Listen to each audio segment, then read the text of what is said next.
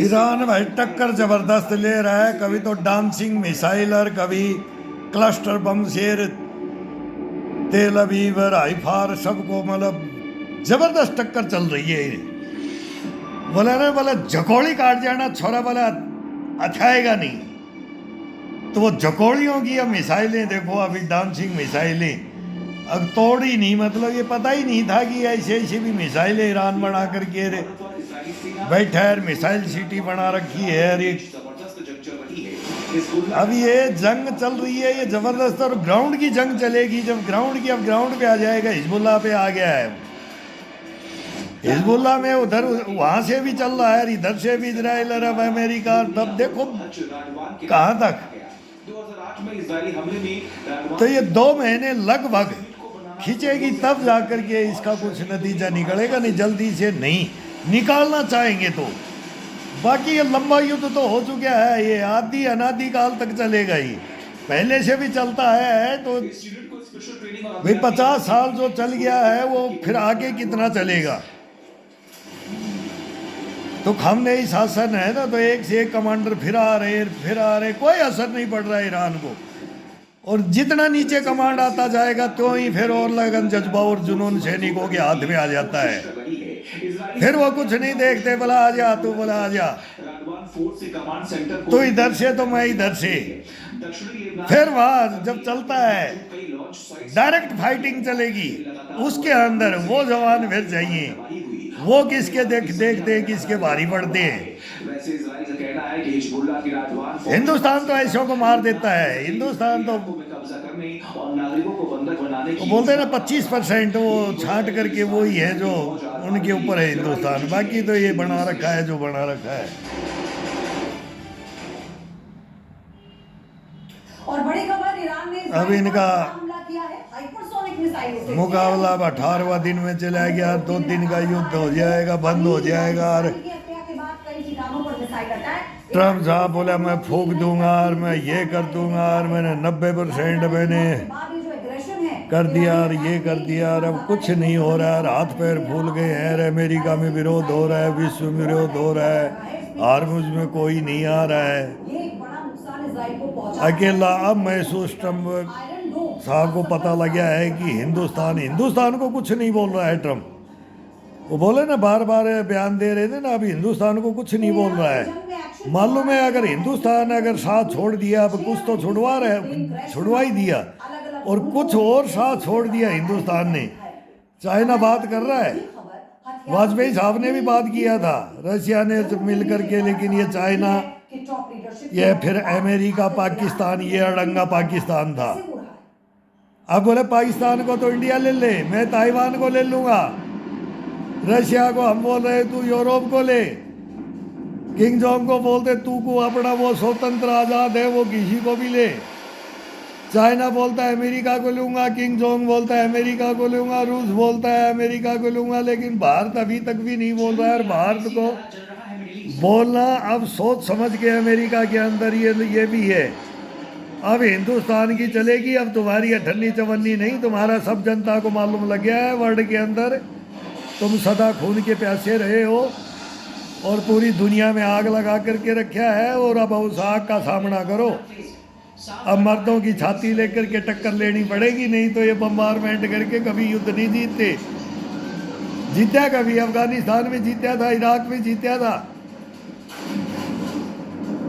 वो एक छोटा सा वियतनाम था, उसमें उस जमाने में वंश के वंश खत्म कर दिए थे। पंचायतों में हिंदुस्तान में लेटर आए थे अगर वहाँ भाई वंश वृद्धि और वहीं रहने का और भाई खाने कमाने का, कि हिंदुस्तान के जवान चाहिए। क्या क्या होता है युद्धों के अंदर, नहीं पढ़े वो हिस्ट्री।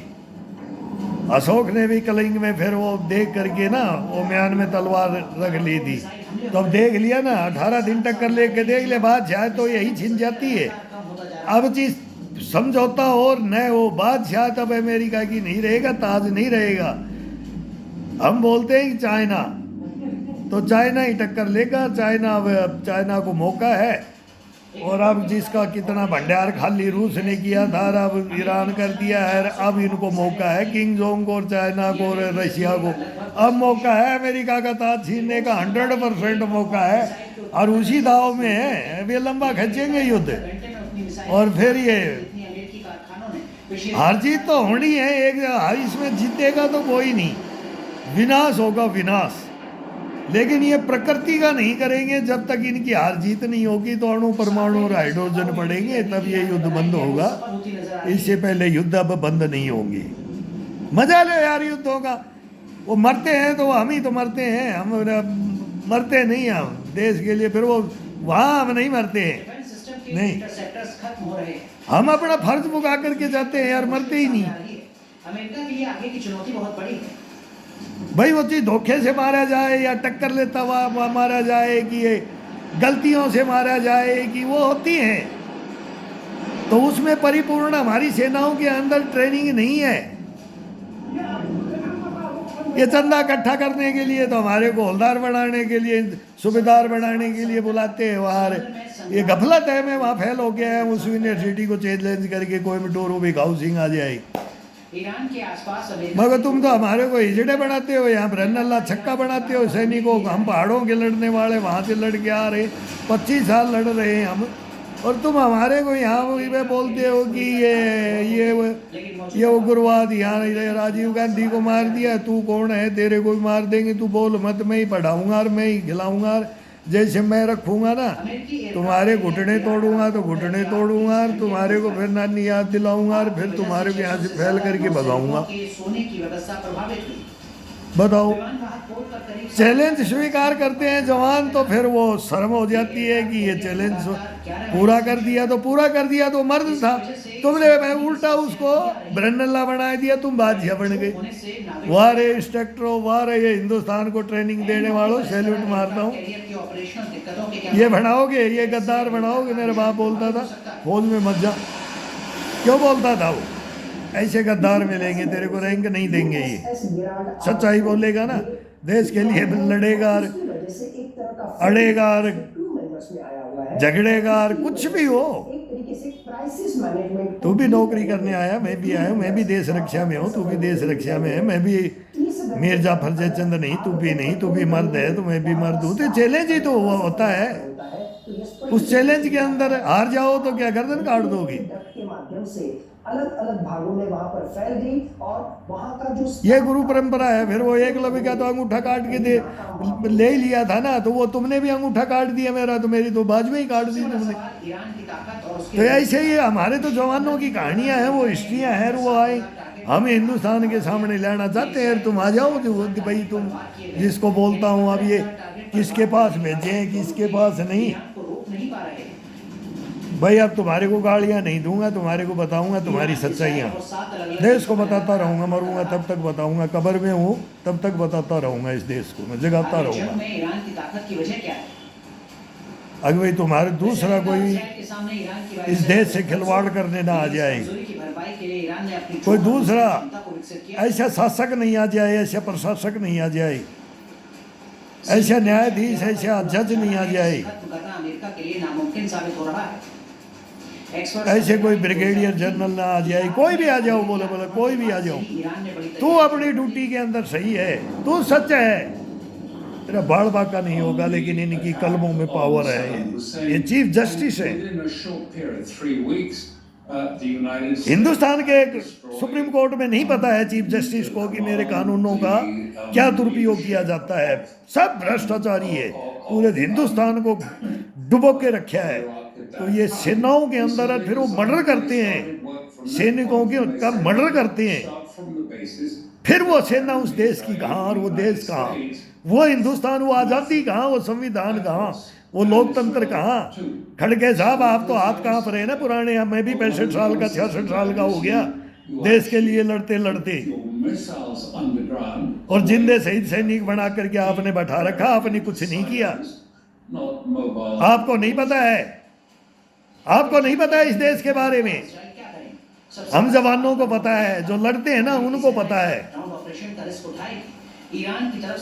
ये कौन पालते हैं, कौन लड़ाते हैं, क्या है, तुम गद्दियों पे बैठे रहो, तुम देश का कोई कुछ नहीं, तुम हिंदू मुस्लिम करते रहो। तुमने फर्स्ट में तुमने किया था, बीजेपी ने सरेआम अडवाणी साहब आगे वाजपेयी रथ यात्रा में, उसमें वो जवानी में नरेंद्र मोदी भी था, लालू ने रथ रोका तो वो पटना के अंदर हम ही थे।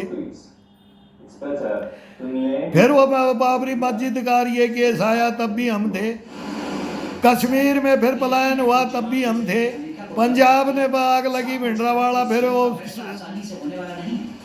बोलते ना ब्लू स्टार, उसके अंदर में वो ये गया ये गया ये गया, ये कर रखा था हिंदुस्तान में। और पीछे हटने का विकल्प ये दंगे वो दंगे ये दंगे, यहाँ बम विस्फोट वहाँ बम विस्फोट, ये कर रखा था हिंदुस्तान में। क्या क्या बना रखा था? हम तो वो ड्यूटियां करते थे, समझाते रहते थे, लड़ते रहते थे, इनको रोकते रहते थे। ये हमारे को मार रहे हैं, हम इनको मार रहे हैं। देश में ये क्या आज़ादी है? लोकतंत्र था क्या? ये आज़ादी थी क्या हिंदुस्तान में? ये करवाया क्या? नागालैंड मिजोरम को क्या कर दिया, JNK को क्या कर दिया, पंजाब को क्या कर दिया, छत्तीसगढ़ झारखंड, ये इनको क्या बना दिया? फिर धर्म परिवर्तन करा और उग्रवाद फैला दो, राज किसका रहेगा और किसका नहीं रहेगा, और ये अब तुम लोग करवा दिया ना। अभी देख लो ना, राज किसका रहेगा वो अब जनता समझ रही है, जनता समझ जाए। बहुत बड़ी भयंकर कहानियां हैं हिंदुस्तान के अंदर। हम वहाँ जहाँ दोबारा गए तो वहाँ हम सब कुछ परिवर्तन होता ही देखा कि फिर बोलते थे कि हमारे को बचा ले जाओ, नहीं हम मारे जाएंगे। अब हम यहाँ कम हो गए, अब यहाँ कम हो गए तो हिंदू भी बोलते हैं, मुसलमान भी बोलते हैं, दोनों बोलते हैं, दोनों बोलते हैं। ये नहीं, सिख भी बोलते हैं, ईसाई भी बोलते हैं।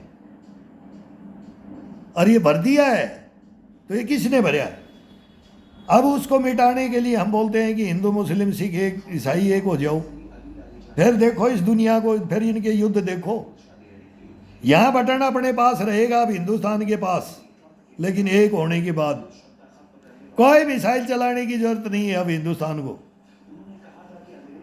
पूरी दुनिया हमारे को मान चुकी है, हकीकत में मान चुकी है, ये किया है। इसको मैं इसीलिए दधीच बोलता हूँ इस मोदी को।